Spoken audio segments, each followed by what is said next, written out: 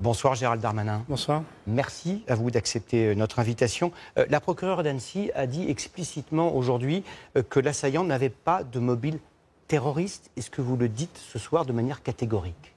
En France, c'est à la justice de dire si un acte est terroriste ou non. C'est le parquet antiterroriste qui se saisit. Aujourd'hui, il est observateur. On a laissé effectivement la procureure de mener avec la police judiciaire l'enquête. Ce que je peux vous dire, c'est que les services de renseignement français, comme tous les services de renseignement au monde que nous avons consultés, ne connaissaient pas cet individu.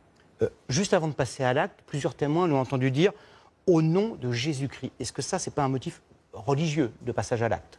Alors, ce n'est pas à moi de qualifier les actes, encore une fois, c'est à la justice française. Ce qui est certain, c'est que tant ce qui est lu dans la presse que ce qu'évoquaient les policiers tout à l'heure à Annecy, où j'ai accompagné la Première ministre, évoquaient en effet un certain nombre de signes religieux, de signes chrétiens en l'occurrence. Il y a un point qui est un peu nébuleux. Quel était le statut juridique précis de cet homme en France ?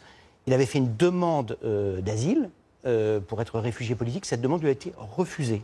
Quand lui a-t-elle été refusée ?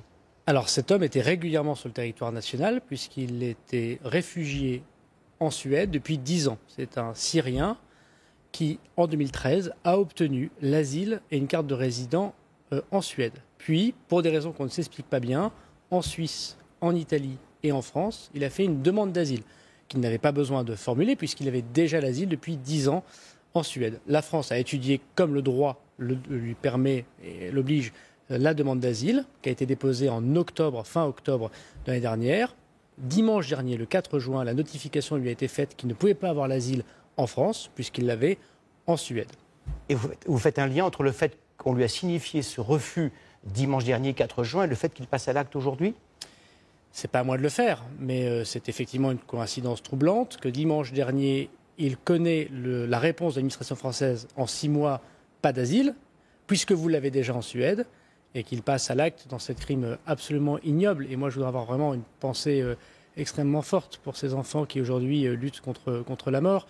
Je pense que tous les pères et mères de famille pensent la même chose. Ça fait 3 ans que je suis ministre de l'Intérieur, Monsieur Boulot. J'ai vu beaucoup de choses très difficiles.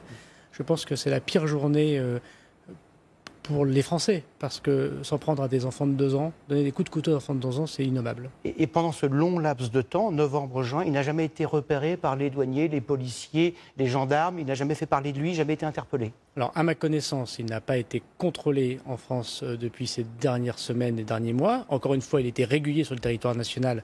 Donc, quand bien même il aurait été contrôlé, il n'a aucun antécédent judiciaire ni en France ni ailleurs, aucun antécédent psychiatrique. Il a été contrôlé ou pas ? Vous dites quand bien même il l'aurait été.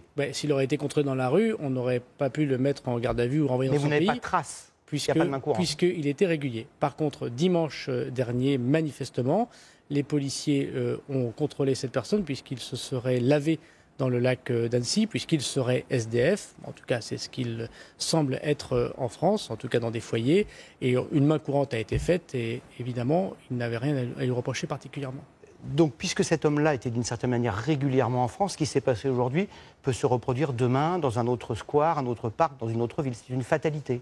Non, ce n'est pas une fatalité. Mon travail de ministre de l'Intérieur, le travail de tous les policiers, tous les gendarmes, de tous les services de renseignement, c'est d'éviter absolument ce drame ignoble. Et l'enquête va nous permettre sans doute de réfléchir demain à comment éviter évidemment ce genre de drame. Mais je voudrais redire, c'est l'échange de quelqu'un qui depuis 10 ans est régulièrement en Europe, qui n'a aucun antécédent judiciaire, qui n'a aucun antécédent des services de renseignement et qui était régulièrement sur le sol national.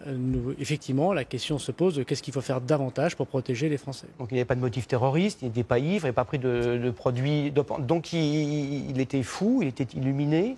Il y a une enquête, il y a un passage psychiatrique demain matin auprès du commissariat décidé par la procureure de la République.